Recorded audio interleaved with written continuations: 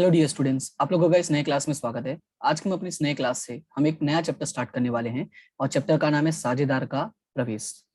Account में class 12 में ये chapter one of the most important chapter में से एक है। रीजन क्या है उसका कि ये चैप्टर अगर आपको आ जाता है तो इसके बेस पे आप इसके आने वाले जो नेक्स्ट चैप्टर होता है यानी कि चैप्टर नंबर 6 वो भी आप आसानी से कर सकते हैं। प्लस इस चैप्टर जब आप सीख जाते हैं इस चैप्टर को पूरी जो भी इसके डिटेल्स है जो भी पॉइंट्स इसके सब अगर आपको आ जाते हैं तो इससे आपका जो कॉन्फिडेंस है वो बहुत बूस्ट हो जाता है। आप पढ़ेंगे सीखेंगे तो आपको खुद समझ में आ जाएगा, क्योंकि इस चैप्टर में अक्सर बच्चों को कंफ्यूजन रहता है, सम्स नहीं कर पाते हैं, वो छोटी छोटी चीजें अक्सर मिस्टेक्स करते हैं। तो यहाँ पे हम वन बाय वन करके सभी चीजों को सीखने वाले हैं और जितनी भी क्लासेस इसकी होंगी, जो भी क्लासेस में बताने वाला हूँ प्रवेश का, हर क्लासेस में जो भी चीजें मैं लिखवाता हूँ सभी के नोट्स बना के रखना। 5 से 6 पेज अलग से निकाल लेना, बीच वाले पेज या एक 10 रुपए वाली नोटबुक लेके उसमें सारी चीजें लिखना ढंग से।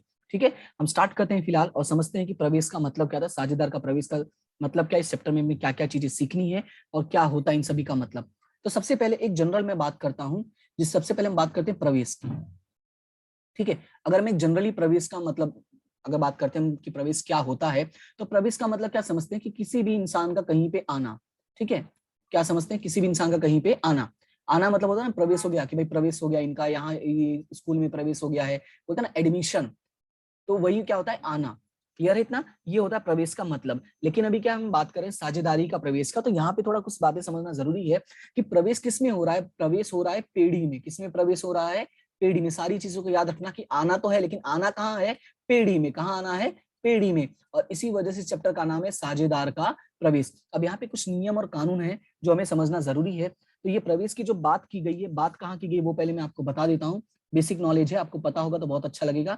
1932 हमें पता है कि हमारा जो साझेदारी अधिनियम है वो कौन सी ईयर का है, 1932। 1932 साझेदारी अधिनियम।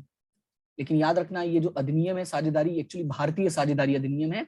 तो मैं पूरा नाम लिख देता हूं, भारतीय साझेदारी अधिनियम। ठीक है, इसके कानून की कलम, तो कानून कलम लिख देता हूं मैं, कलम 31 के अनुसार। किसके, 31 के अनुसार। याद रखना है कि जैसे मैंने बात कहा कि प्रवेश है, प्रवेश का मतलब होता है आना, और आना कहाँ है, यहाँ पे पेढ़ी में है।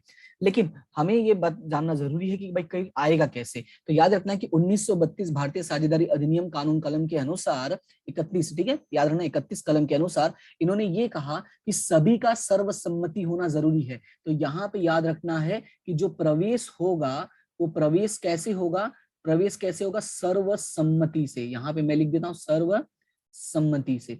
जब तक सभी लोगों की सम्मति नहीं होगी तब तक हम नए साझेदार को आने के लिए नहीं बोल सकते, या किसी भी पर्सन को आने के लिए नहीं बोल सकते। तो ये हमारा पहला मुद्दा है कि जो हमें याद रखना है कि सर्वसम्मति होना बहुत ही आवश्यक है। क्या होना आवश्यक है, सर्वसम्मति। ये पहला पॉइंट हो गया। फिर अभी आगे बढ़ते हैं और समझते हैं कि इसके कारण क्या है। हम समझते हैं सबसे पहले कारण। यहाँ पे जो भी चीजें मैं आपको लिखवाने वाला हूँ सभी के नोट्स बनाते रहना। ये पूरी थियोरी आपके कवर कर लेगा, पूरी बुक में जितनी थियोरी है, ठीक है, शॉर्ट क्वेश्चंस हैं, सब कवर हो जाएगा इन थियोरी में। और इन थियोरी की हेल्प से आप लॉन्ग क्वेश्चंस को भी आसानी से सॉल्व कर पाएंगे। और इसी वजह से मैंने इसमें इस चैप्टर में बहुत टाइम लिया। आपको याद होगा लास्ट जो क्लास मैंने अपलोड की थी लगभग 3 से 4 दिन हो गए इस बात को, और ये 3 से 4 दिन से यही प्रिपरेशन में लगा हुआ था कि कैसे आपको अच्छे से अच्छा मैं यहाँ पे कंटेंट प्रोवाइड कर सकूं, जिससे आपका नॉलेज भी इंक्रीज हो और इस चैप्टर को लेकर जो लोगों के मन में डर होता है वो डर भी खत्म हो जाए। ठीक है, तो फिलहाल शुरू करते हैं कि कारण क्या, किसके कारण है। तो यहाँ पे मैं लिख देता हूँ कारण, कारण ये पेन का यूज करते हैं। कारण, किसके कारण की बात हो रही है, तो प्रवेश के कारण, प्रवेश के कारण। अब क्या कारण है प्रवेश का, तो नंबर 1, हम नॉर्मल बात करेंगे, अकाउंट की भाषा बात नहीं है। नंबर 1, सबसे पहले तो पैसे की जरूरत होती, तभी हम किसी को आने देंगे भाई साथ में आ जाना, क्योंकि कहीं ना कहीं हमें थोड़े पैसे कम पड़ रहे हैं। तो पहला लिखना है पूंजी की आवश्यकता। क्या याद रखना है कि जब हमें पैसे की जरूरत होती है या पूंजी की आवश्यकता होती है तब हम किसी को आने देते हैं। बात करते हैं दूसरा पॉइंट की। ठीक है, दूसरा पॉइंट का ये है कि हमें ऐसा लग रहा है कि हम काम नहीं कर पा रहे, कोई एक पर्सन और होता तो थोड़ा मजा आ जाता, अच्छे से काम हो जाता। इसका मतलब है कि हमें जरूरत है एक और संचालकीय शक्ति की। किसकी जरूरत है, संचालकीय शक्ति की। ठीक है, किसकी जरूरत है, संचालकीय शक्ति की। हम चाहते हैं कोई एक और आ जाए जिससे हमारा काम करना थोड़ा आसान हो जाए। और तीसरी बात यह है कि अगर किसी की ऑलरेडी निवृत्ति हो चुकी है, ठीक है, या उसकी मृत्यु हो चुकी है, तो उसकी जगह पे कोई तो हमें चाहिए होगा ना, कि जो उसकी जगह को, जो खाली है वो उसकी जगह को भर सके। ठीक है, उसके बाद बात करते हैं चौथे पॉइंट की। तो चौथा पॉइंट आपका ये है कि अगर आपकी कंपनी में यानी आपके पेड़ी में कोई ऐसा कर्मचारी है जो काफी कुशल है, ठीक है, जिसको हम बोलते हैं कुशल और कार्यक्षम, याद रखना है कि अगर कोई ऐसा कर्मचारी है जो बहुत ही कुशल और कार्यक्षम है, तो हम ऐसे कर्मचारी को कभी खोना नहीं चाहते हैं। तो हम ऐसे साझेदार, ऐसे कर्मचारी को हम क्या बोलते हैं कि काम कर भाई, तो हमारे ही जगह, हमारे ही साथ क्या कर ले, साझेदार बन जा। ठीक है, साझेदार बन जा, या ऐसे समझो हम उसको साझेदार के रूप में प्रवेश करवा देते हैं। अगर वो कर्मचारी बहुत ही कुशल है और बहुत ही कार्यक्षम है, बहुत अच्छा काम कर रहा है, और हम जानते हैं कि ये अगर कहीं भी जाएगा तो इसको आराम से नौकरी मिल जाएगी, हो सकता है ये अपना ही काम ना शुरू कर दे। कई बार ऐसा होता है, बहुत ज्यादा जो टैलेंटेड होते हैं वो एक वक्त आने के बाद वो अपना खुद का काम शुरू कर देते हैं। तो ऐसे लोगों को हमें क्या करना चाहिए, साझेदार बना के रखना चाहिए, ताकि वो अपना ही समझे और यहाँ पे ही काम करे। कंपटीशन क्यों बढ़ाना, ठीक है। और उसके बाद जो सबसे लास्ट पॉइंट है, जो सबसे मेन कारण हो सकता है इसका, और वो है जोखिम।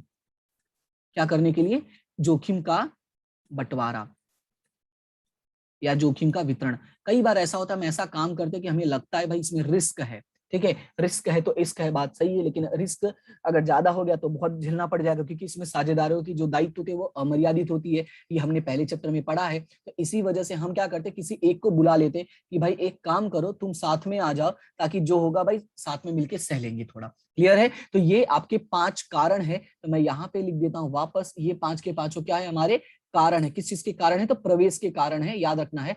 इन 5 चीजों की वजह से हम किसी भी इंसान को या किसी भी व्यक्ति को हम अपने साझेदारी में प्रवेश देने की अनुमति देते हैं। क्लियर है इतना। अब थोड़ा चलते हैं हमारे स्टोरी की तरफ, और यहां से हम शुरू करेंगे। ये तो था आपका बेसिक। अब यहाँ से हम शुरू करेंगे कुछ अच्छी कहानियां। तो सबसे पहले मैं यहाँ पे कहानी के तौर पे एक मैं पिज्जा बना देता हूँ। बहुत छोटा बन गया, नहीं सही है। ये एक पिज्जा है, ठीक है। इसमें कुछ स्लाइस में कर देता हूँ, कट कर देता हूँ, जैसे ये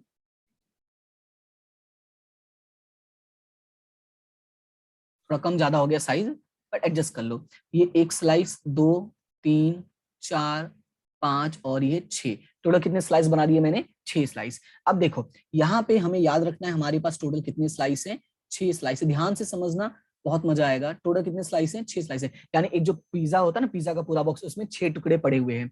और आप हो सिर्फ 2 लोग। 2 लोग कौन है, ए और बी। हमारे पास कितने लोग हैं, सिर्फ 2 लोग हैं।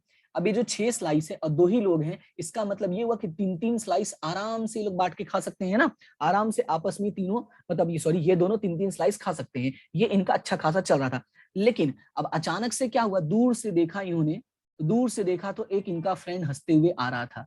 देख रहे हो, हंसी देख रहे हो उसकी। तो वो हंसते हुए आ रहा था, बोला कि अब तो मैं भी खाऊंगा। अब हुआ कि ये जो फ्रेंड है इसका नाम है सी। यानी कि जैसे ही ये नया फ्रेंड आया सी, अब ये जो 6 स्लाइस था, अब ये 6 स्लाइस क्या होगा, 3 लोगों में बट जाएगा। तो जैसे मान लो कि 2 स्लाइस इसको मिलेगा, 2 स्लाइस इसको मिलेगा, और 2 स्लाइस इसको मिलेगा। यानी फंड कहते हैं ना, फ्री फंड का इसको 2 स्लाइस मिल गया कि नहीं, किसको, ये हमारे सी को, ये जो हंसता हुआ आ रहा था। क्लियर है इतना। अगर आप इस सिचुएशन को ध्यान से देखोगे तो यहाँ पे हुआ क्या कि जो पहले 6 स्लाइस था, ध्यान से समझना, ये जो 6 स्लाइस था शुरुआती दौर पे हम कितने लोगों में बांटते थे, 3 लोगों में। लेकिन जैसे ही किसी का प्रवेश हुआ, वो कितने लोगों में बंटने लगा, 3 लोगों में। ये सी जो है इसको हम क्या बोलेंगे, ये इसका क्या हुआ है, प्रवेश हुआ है। जैसे इसका प्रवेश हुआ, ये स्लाइस जो 3 लोगों में बट रहा था, अब सॉरी 2 लोगों में बट रहा था, अब कितने लोगों में बटने लगा, 2 लोगों में। अब यहाँ सॉरी उल्टा बोल दिया फिर से, सॉरी सॉरी।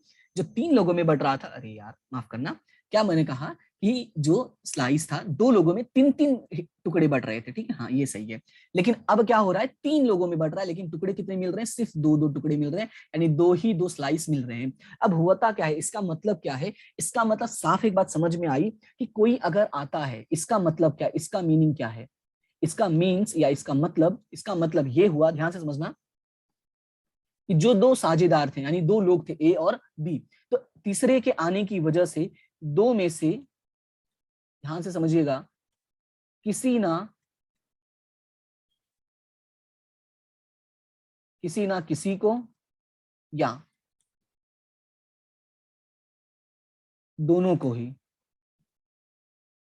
अपना कुछ हिस्सा त्यागना पड़ता है, अपना कुछ हिस्सा त्यागना पड़ता है।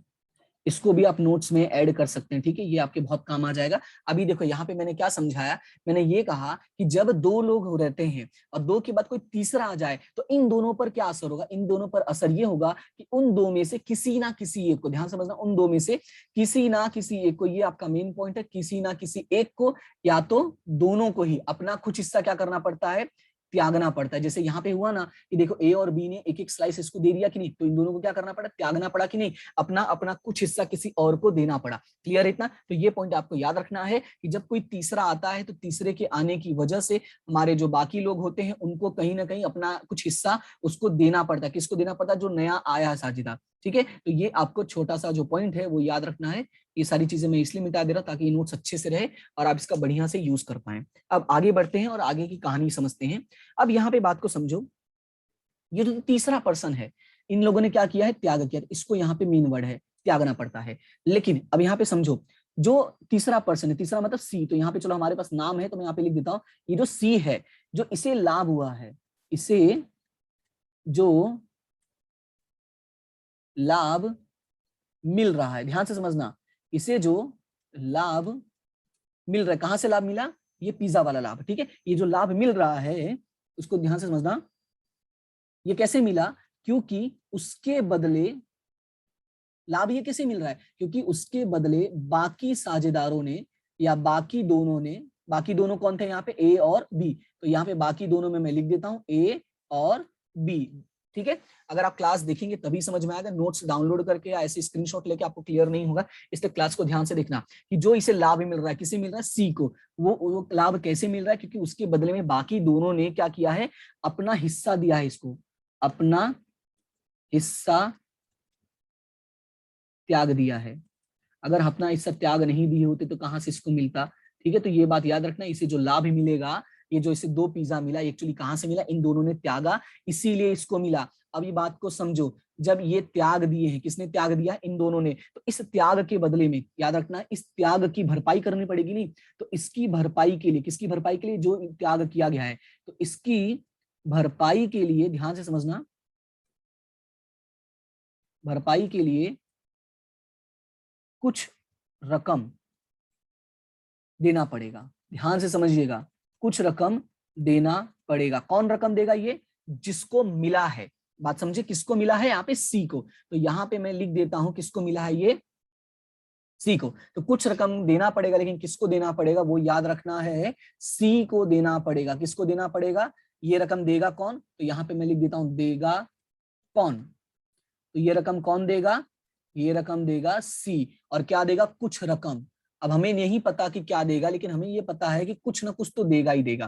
तो जो ये कुछ ना कुछ रकम है, ये जो कुछ रकम है, इसी को कहा जाता है ख्याति प्रीमियम। क्या कहा जाता है, ख्याति या प्रीमियम, या ख्याति का प्रीमियम, हम वर्ड यूज करेंगे ख्याति प्रीमियम। क्लियर है इतना? तो इतना थियरी मैंने आपको समझा, इतना कंसेप्ट मैंने समझाया, वापस एक बार रिवाइज कर लेते हैं कि एक पिज्जा है, जैसे उसमें 2 लोग खाने वाले थे, ए और बी, और दोनों हिस्से में 3-3 स्लाइस आ रहे थे, बढ़िया से खा रहे थे। अचानक से नया एक आदमी आया जिसका नाम था सी, और जैसे उसके आते हंसी देखो उसकी, और आते 2 पिज्जा ले लिया, मतलब 2 स्लाइस उसने खा लिया।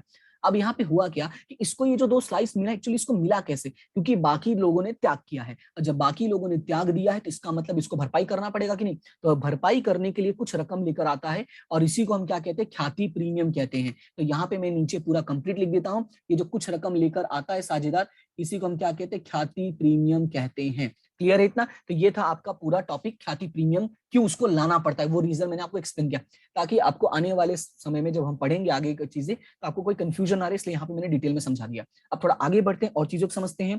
तो अभी यहाँ पे समझो, ये ख्याति का जो प्रीमियम है, इसकी बात हो रही है, ये जो ख्याति का प्रीमियम है, सवाल ये है कि लेकर तो आया है, लेकिन ये ख्याति का प्रीमियम लेगा कौन, ये सवाल ये खड़ा होता है ना कि ये ख्याति का प्रीमियम लेगा कौन। तो यहाँ पे जो याद रखना है वो क्या याद रखना है, ध्यान से सुनिएगा, जिन लोगों ने त्याग किया उनको मिलेगा।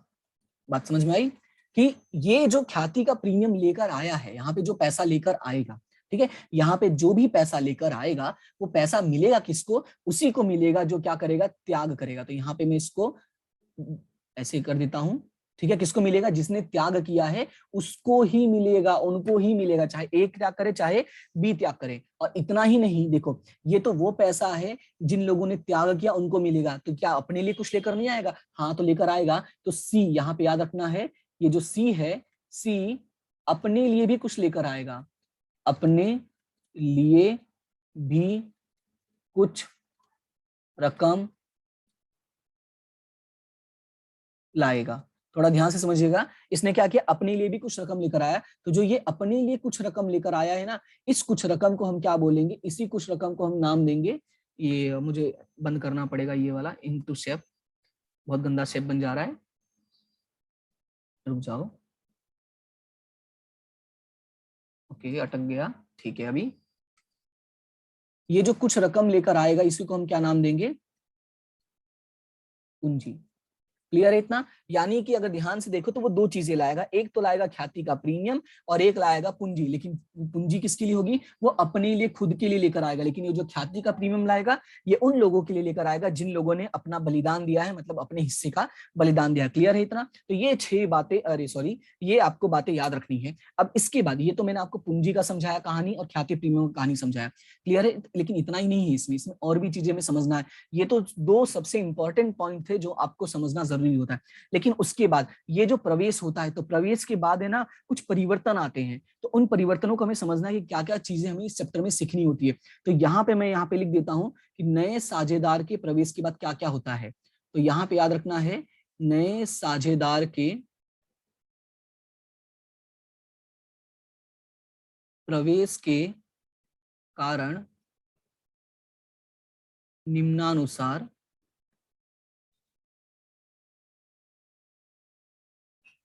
बातों का ध्यान रखा जाता है। सवाल ये है कि सर कौन सी बातों का ध्यान रखा जाता है, आपने तो बोल दिया निम्नानुसार बातों का, तो चलो वो निम्नानुसार बातें भी देख लेते हैं। तो पहली बात ये है कि लाभ हानि का नया प्रमाण निकालना है। क्या निकालना है, लाभ हानि का नया प्रमाण।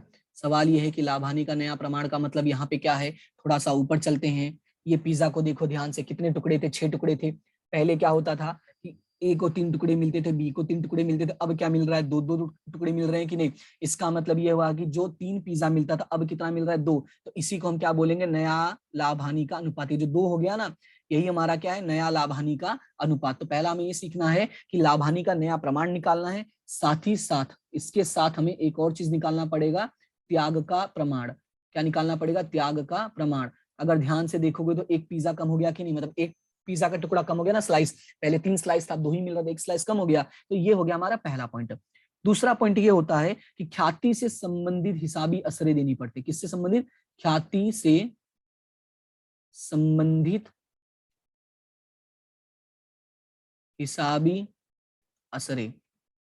तो ये जो है आपको मैंने कहानी समझा दिया कि यहाँ पे होता क्या है। एंट्रीज जो है वो मैं आपको बाद में समझाऊंगा, लेकिन अगर ये कहानी आपको याद रहेगी तो आपको एंट्रीज करने में आसानी होगी, इसीलिए मैं सारी चीजें मैं लिख दे रहा हूँ। अदरवाइज मैं डायरेक्टली आपको बोल के भी समझा सकता था, लेकिन यहाँ पे मैं लिख इसलिए रहा हूँ ताकि आप इनका यूज कर सके, आप नोट्स बना सके। तो याद रखना है, पहला पॉइंट लाभ हानि का नया प्रमाण, दूसरा पॉइंट ख्याति से संबंधित हिसाबी असरे। अब बात करते हैं तीसरा पॉइंट। तो तीसरे पॉइंट में हमें ये सीखना है कि पुनः मूल्यांकन कैसे किया जाएगा। क्या सीखना है, पुनः मूल्यांकन, जो बेसिकली हमने चौथे चैप्टर में बहुत बढ़िया डिटेल में सीख लिया है। और इसके साथ ही साथ हमें ये देखना है कि हमारे पास जो भी अनामत है, क्या हमारे पास जो भी अनामत और एकत्रित लाभ है, ध्यान से समझना, अनामत और एकत्रित